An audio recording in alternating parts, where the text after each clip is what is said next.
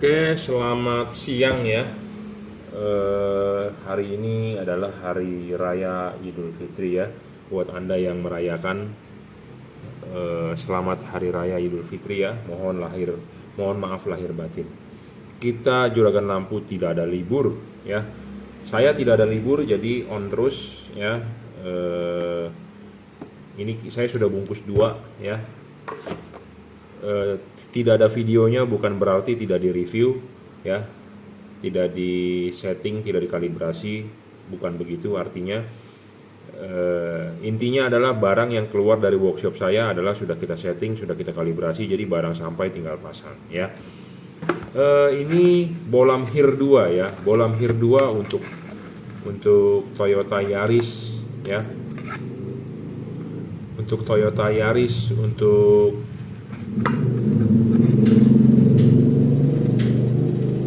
Yaris, Toyota Vios, Mobilio RS, Brio RS, Pajero Exit, Fortuner non VRZ ya. Tipenya adalah HIR 2. Apa sih itu HIR 2 ya? Jadi bolam HIR 2 itu ya khusus untuk proyektor halogen ya yang bisa jauh dekat. Jadi bolam ini khusus ya untuk proyektor halogen tersebut ya. Hanya dipakai untuk mobil itu aja yang tadi saya sebutkan ya. Banyak yang menjual tipe ini padahal bukan buat tipe HIR 2 ya. Jadi diakal-akalin oleh pedagang. Ada yang bilang pakainya HB3, ada yang bilangnya pakai HB4, ada yang bilangnya dari bolam ini, bolam itu yang diakal-akalin. Itu tidak benar ya. Jadi kalau Anda mau masang lampu yang hasilnya bagus, maksimal ya harus menyesuaikan. Cara menyesuaikan aslinya ya bagaimana? Anda cek di manual book. Anda cek di manual book, Anda cek ya bolamnya menggunakan tipe apa. Atau Anda copotin bolam aslinya yang di bawah mobil dan Anda baca ada tulisannya pasti. Nah, ini adalah bolam yang sesuai. Kita tidak berani nakal. Ya, saya tidak berani nakal, saya tidak berani main asal-asalan gitu ya. Jadi kalau bolamnya HIR 2 ya kita kasihnya HIR 2 ya. Seperti itu. Oke, syarat bolam bagus adalah watt dan luxnya harus gede. Kedua adalah harus stabil. Watt dan luxnya harus gede. Bolam ini levelnya cuma di 30 watt ya. Cuma 30 watt 3100 lux. Cuma 30 watt 3100 lux. Bohlam ini sudah lebih terang 3 kali dari bohlam standar. Bohlam standar Anda cuma 900 lux. Kita ukur berdasarkan lux meter di depan saya ya. Jadi saya punya patokan tersendiri. Jadi di sini ada lux meter ya. Di sini ada yang namanya lux meter. Bohlam ini ditaruh di sini, kita ukur luxnya kalau halogen itu sekitar 900 lux. Sedangkan LED yang saya tawarkan ini adalah 3100 lux maksimum 30 watt. Bohlam standar 55 atau 60 watt cuma 900 lux. Ya. Panas ya, dan panas ya.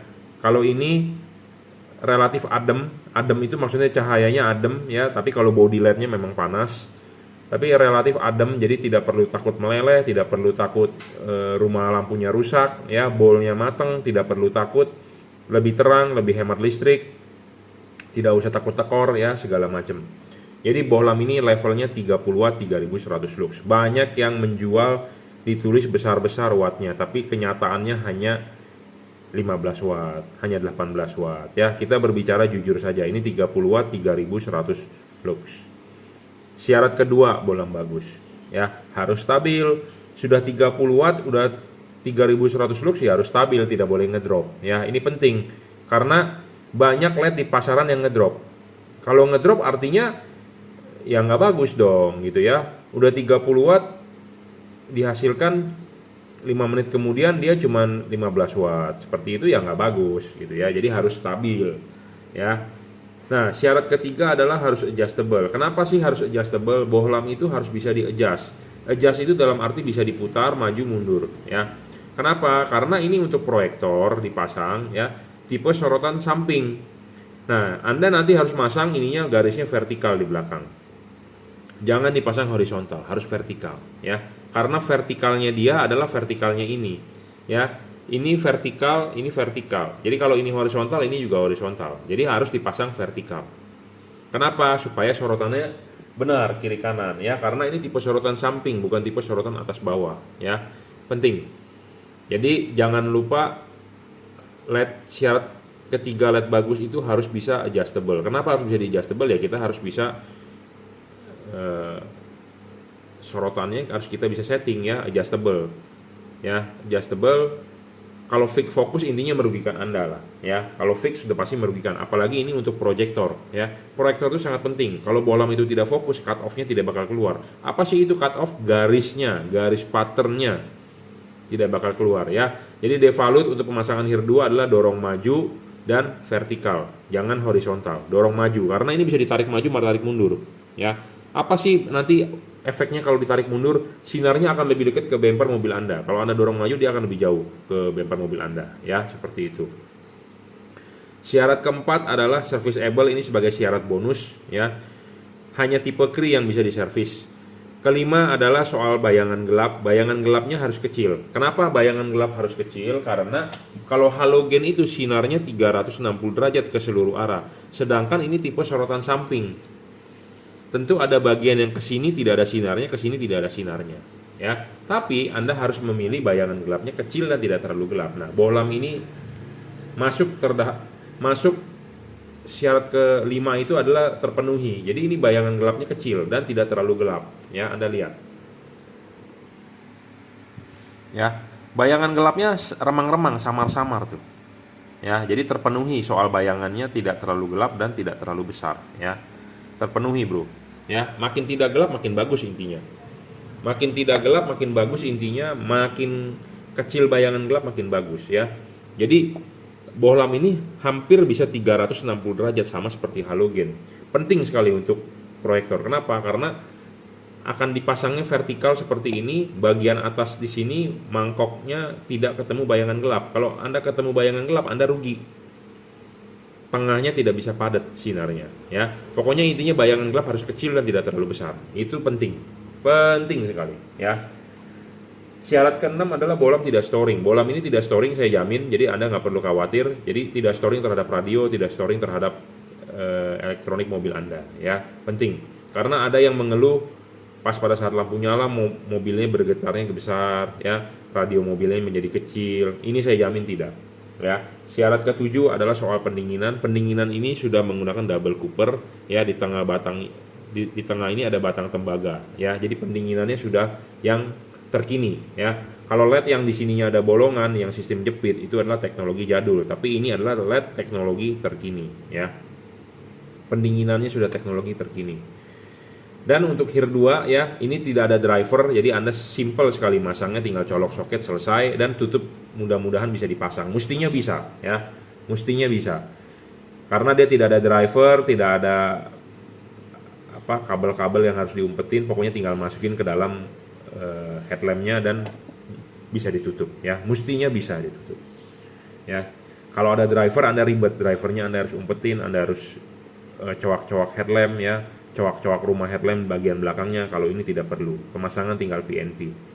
Oke ya, cukup reviewnya HIR 2 ya. HIR 2 9012 ya kalau nggak salah, apa 9002 saya lupa tuh, kebanyakan angka ya, dihafal-hafalin ya. Pokoknya intinya adalah HIR 2 saya ulangi untuk mobil Toyota Yaris tahun 2015 ya, untuk Toyota Vios, untuk Pajero Exit, untuk Fortuner non VRZ, untuk Honda Mobilio RS ya, yang terbaru, yang lama, yang pakai proyektor, untuk Honda Brio RS juga, dan yang terbaru ya, yang pakai proyektor lah intinya. Ciri-cirinya adalah proyektornya itu bisa jauh dekat tapi masih halogen bawaan pabriknya. Ya, saya rekomendasi tipe ini. Silakan diorder jika Anda yakin. Yang penting adalah bolam ini memenuhi 7 syarat yang saya selalu ulang-ulang ya. 7 syarat itu adalah: 1, saya ulang lagi, watt dan luxnya harus gede, levelnya dia memang cuma di 30 watt dan real ya. 3 kali lebih terang dari halogen. Kedua adalah stabil. Bolam itu harus stabil ya. Kalau nggak stabil itu tidak bagus ya. Banyak bolam yang di pasaran wattnya awalnya gede tapi setelah nyala wattnya setengahnya. Itu namanya tidak stabil. Ketiga adalah adjustable. Ini penting, bro. Watt doang kalau wattnya gede, tapi kalau nggak adjustable juga merugikan Anda intinya seperti itu, karena tidak bisa fokus. Keempat, serviceable, syarat bonus. Kelima, bayangan gelap kecil ya. Ini bayangan gelapnya kecil dijamin. keenam tidak storing ya, ketujuh soal pendinginannya bagus ya, kipasnya sudah ball bearing ya. Bolam ini memenuhi 7 syarat bolam bagus. Oke, cukup reviewnya, terima kasih. Oke, kita lanjut ya. Jadi ini bohlam LED H4 untuk Honda Brio 2020 ya. Untuk Honda Brio 2020 yang terbaru ya. Ini lampu LED H4 ya. Habis ini akan kita kalibrasi sebelum kita kirim. Kenapa? Karena H4 ada 2 fokus antara low beam dengan high beam ya. Bohlam ini agak ribet sebenarnya ya. Anda beli H4 itu beda dengan beli bolam-bolam biasa, karena ya satu, dia mempunyai 2 buah fokus low beam dengan fokus high beam. Jadi fokus low beam dengan high beam itu saling berkaitan. Kalau Anda nyeting low beamnya terlalu bagus, high beamnya biasanya jelek. Anda nyeting high beamnya bagus, low beamnya yang jelek ya. Jadi kita harus memilih tengah-tengah lah ya, yang idealnya bagaimana gitu ya. Jadi makanya kenapa bohlam LED itu bagusnya itu harus pakai syaratnya itu ya bisa di adjustable sebagai syarat bohlam bagus gitu ya. Banyak orang yang mencari bohlam cuman tahu wattnya doang, mau yang gede gitu ya. Watt gede belum tentu sebagai faktor penentu bohlam itu terang itu adalah kita harus melihat sinarnya itu ada napak di jalan. Kalau sinar tidak napak di jalan, itu juga tidak termasuk bohlam yang terang gitu ya. Jadi makanya satu syarat bohlam bagus itu watt dan luxnya harus gede. Gedenya ini levelnya bohlam ini cuma 30 watt, tidak bisa lebih ya. Syarat bohlam bagus kedua adalah dia harus stabil ya. Stabil itu artinya tidak ngedrop ya. Jadi tidak ngedrop ya. Ngedrop maksimal 10% it's okay. Kalau lebih dari 50%, 40%, 30% ya tidak bagus gitu ya. 10% aja sudah 3 watt loh kalau 30. Jadi ngedrop boleh tapi tidak boleh terlalu banyak. 3 sampai 5 watt lah ya.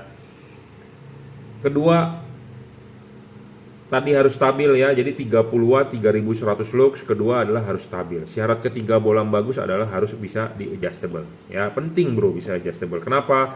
Karena kita untuk membentuk cut off, karena kita untuk menggeser bayangan gelap, untuk menghilangkan bayangan gelap ya. Syarat keempat bohlam bagus adalah serviceable. Saat ini bisa diservis ya, dalam arti chipnya yang rusak kita bisa servis. Kelima adalah soal bayangan gelap. Nah, kenapa kita butuh menghilangkan bayangan gelap? Karena bayangan gelap itu merugikan Anda. Makin gelap, makin lebar, makin merugikan Anda. Karena LED ini dipasang seperti ini ya. Payungnya terbuka ke atas.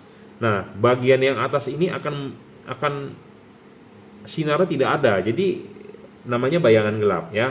Nah, bohlam yang bayangan gelapnya besar dan terlalu gelap itu merugikan, jelek ya. Ini bohlam bayangan gelapnya tidak terlalu gelap ya, masih remang-remang, masih it's okay ya, tidak terlalu besar juga. Banyak LED yang di pasaran bayangan gelapnya gelap dan terlalu besar ya.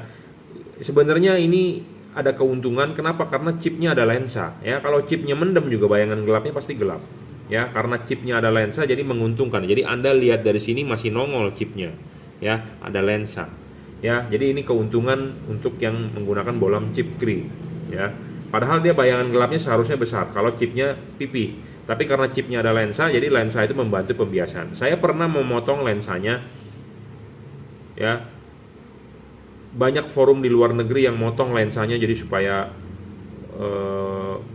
dedum atau apalah istilahnya ya, jadi supaya pembiasannya lebih bagus. Ternyata merugikan ya. Jadi apa adanya begini lebih bagus ya, karena ada lensa ini ada keuntungannya ya. Sinar yang ke depan ini jadi bisa terbantu oleh pembiasan dari lensa tersebut ya. Jadi bayangan gelapnya bisa kecil dan tidak terlalu gelap. Syarat ke-6 tidak storing. Bohlam ini tidak storing ya. Penting bro, tidak storing. Jadi pas pada saat seperti Honda Brio ya, seperti mobil 1000 cc, Agya Brio kan juga 1200 cc ya, 1300 cc. Mobil-mobil yang dengan cc kecil, alternatornya kecil ya. Alternator kecil, semua sistem elektroniknya juga sudah menggunakan komputer ya. Kalau bohlam tersebut storing bisa mengganggu kerjanya mobil Anda. Contohnya pas pada saat lampu nyala, salah satunya kalau terganggu ya, mesinnya bergetar segala macam ya. Yang paling gampang ketahuan adalah radio mobil Anda suaranya mengecil ya, seperti itu. Jadi storing ini dalam arti tidak mengganggu kerjanya komponen elektronik mobil Anda. Intinya seperti itu, tidak mengganggu sensor-sensor karena mobil sekarang semua kan sistemnya sudah diatur oleh komputer ya. Jadi bohlam ini tidak storing. Penting tidak storing ya. Kalau storing itu yang paling gampang ya radio mobil Anda mengecil, suara audio Anda ada bunyi nging, kresek-kresek gitu ya, itu dari storing. Kita membuat syarat ini, saya bilang bohlam ini bagus, memenuhi 7 syarat bohlam bagus karena kita sudah uji ya. Jadi bukan asal-asalan kita ngomong gitu ya. Nah, syarat yang terakhir adalah soal pendinginan. Pendinginan ini penting ya. Bohlam ini berpendingin angin dari kipas dan dia mempunyai heatsink. Pendinginan itu penting, harus punya heatsink, ada kipas. Tipe pendinginan dia adalah menggunakan double cooper. Jadi di tengahnya ada batang tembaga. Philips atau Osram single cooper. Ini sudah double cooper. Jadi double cooper jadi pendinginannya lebih oke. Namanya double kok batang tembaganya lebih besar. Ya, seperti itu. Dan heatsink ini ada fungsi. Kipas ini ada fungsi. Ya, tugasnya untuk meniup angin. Jangan lupa kalau Anda mau masang kan masang dulu ininya. Klipin baru pasang karetnya. Nah, karet ini dipasang di dudukan sini. Nah, baru bohlam masuk. Ya, baru bohlam masuk. Jadi kipas harus di belakang karet ya. Kipas harus di belakang karet. Nah, ini lihat Anda. Ini masih ada terlihat heatsink, masih terlihat heatsink ya. Jadi si kipas berputar, anginnya niup ke sana masih bisa keluar dari celah-celah pinggir ini. Banyak LED yang tertutup, tercover. Jadi tanpa ada celah. Jadi tidak ada pendinginan sebenarnya. Itu kipasnya hanya sebagai pajangan. Nah, Anda beli bohlam yang seperti itu hati-hati. Hati-hati kenapa? Karena Anda beli untuk dibunuh itu LED-nya ya. Jadi lifetime-nya pendek, ngedrop ya segala macam. Makanya syarat ketujuh pendinginan ini bagus ya. Jadi Anda harus beli yang ada heatsink dan ada kipas. Atau kipasnya ada, heatsinknya harus ada. Ada banyak LED yang kipas ada tapi tanpa heatsink. Heatsink itu adalah bila-bila ini. Makin tinggi ini makin bagus ya. Ini tipe LED yang ada kipas ya. Memang saya mempunyai LED yang lain tanpa kipas. Kita akan coba mulai jual ya. Ini LED tanpa kipas. Ya. Kalau yang kita bahas ini adalah LED dengan kipas ya. Kipas memang Anda harus memaintain. Jadi Anda harus mengecek kipasnya kalau sudah kotor, Anda harus bersihkan ya, seperti itu. Tapi intinya adalah pendinginan LED yang kita mau bahas adalah soal pendinginan. Pendinginan LED ini adalah bagus ya. Karena kenapa? Dia ada heatsink. Kalau tidak ada heatsink, Anda pasang seperti tadi, tertutup oleh karet bagian ininya, si kipas berputar, angin nggak bakal bisa tembus. Angin tidak tembus, jadi sama dengan LED Anda tidak ada pendinginan. Nah, kalau LED Anda tidak ada pendinginan seperti itu, artinya satu, LED Anda ngedrop, kedua umurnya pendek ya. Jadi makanya penting untuk Anda membeli LED yang ada heatsink. Makin tinggi heatsink ini, makin lebar, makin gede, makin bagus. Ya, seperti itu. Ini kita sedang membicarakan tipe H4 ya untuk Honda Brio. Ya, banyak LED yang tanpa heatsink. Ya, jadi langsung kipas, jadi pas pada saat dipasang tertutup oleh karet ini. Karena karet ini kan buntu, tidak bakal ada angin bisa tembus ke dalam. Ya. Jadi kalau ini tertutup, jadi angin tidak bisa sirkulasi. Angin tidak bisa sirkulasi, si kipas cepat rusak. Si kipas kerjanya berat, arusnya gede, jebol, kebakar spoolnya. Ujung-ujungnya adalah kipas sudah tidak bisa berfungsi, ya LED-nya pasti rusak. Karena nyawa LED beginian ada di kipas. Kipas mati, LED rusak. Kipas mati, meredup. Kipas mati, nggak terang. Ya, pokoknya intinya adalah kipas ini istilahnya penting lah. Jantungnya dia juga gitu sebagai pendinginan. Makanya kipas perlu berfungsi dengan baik dan bisa mensirkulasi udara panas ya. Karena di ruangan mesin panas, si kipas ini benar-benar berfungsi untuk meniup panasnya di LED gitu ya. Karena si LED sendiri menghasilkan panas, ruangan mesin panas. Jadi angin yang ditiupkan sebenarnya panas, tapi kalau nggak ada sirkulasi lebih panas lagi. Jadi walaupun ditiupnya angin panas tapi ada sirkulasi gitu ya. Jadi penting ini heatsink. Jadi ini makin tinggi makin bagus. Jadi supaya tidak terlalu mendem. Kalau mendem ya artinya tertutup. Ya, tertutup semua seperti ini, tertutup semua. Si angin tidak bisa bersirkulasi. Tapi kalau ini masih kelihatan heatsinknya, si kipas berputar, angin tiup ke sini masih bisa keluar dari celah-celah sini, ya. Jadi itulah bener pendinginannya. Jadi makanya penting ya. Banyak orang mencari bolam bagus, semua mencari bolam yang bagus. Nggak ada orang bilang, Pak saya mau beli bolam yang jelek. Pedagang pun begitu, menawarkan barang pasti semua bilang produknya bagus. Deskripsinya indah-indah bro, semua di online shop ditulis sebagus-bagusnya. Tidak bakal ada yang menulis kejelekannya. Ya, tapi Anda perlu tahu, jangan sampai Anda dibohongi, jangan sampai Anda nggak paham ya. Anda kalau sudah melihat review saya ini, share lah ke teman Anda, ke saudara Anda, ya, yang mau beli LED. Supaya paham gitu ya. Jadi bohlam bagus itu harus ada syaratnya. Apa sih bagusnya gitu loh. Semua pasti bilang bagus. Pedagang apalagi semua pasti bilang bagus. Tapi bagusnya di sisi mana gitu ya, penting. Nah barang sebelum dikirim akan kita kalibrasi. Apa sih yang dikalibrasi? Banyak orang yang bertanya. Ya, ini payungnya. Akan kita lebih buka lagi ya. Akan lebih kita buka lagi. Kenapa? Karena fungsi payung ini adalah untuk cut off ya. Cut off ini sebenarnya menghalangi keluarnya cahaya ya, menghalangi keluarnya cahaya. Kenapa? Karena ya untuk pattern, untuk cut off. Jadi untuk lampu dekat ya ada cut off-nya. Cut off itu dibentuk oleh payung ya. Bolam ini ada cut off-nya ya. Jadi kita mengkonversi dari halogen ke LED, makanya kita harus mencari LED yang mirip seperti halogen payungnya ya. Payungnya seperti halogen lebih bagus dibandingkan payungnya yang bukan seperti halogen ya, seperti itu. Ya, oke, cukup reviewnya. Saya sudah banyak review tentang tipe ini diulang-ulang ya, tapi saya sudah mengulang-ulang, masih banyak juga yang belum paham ya. Jadi akan kita share terus.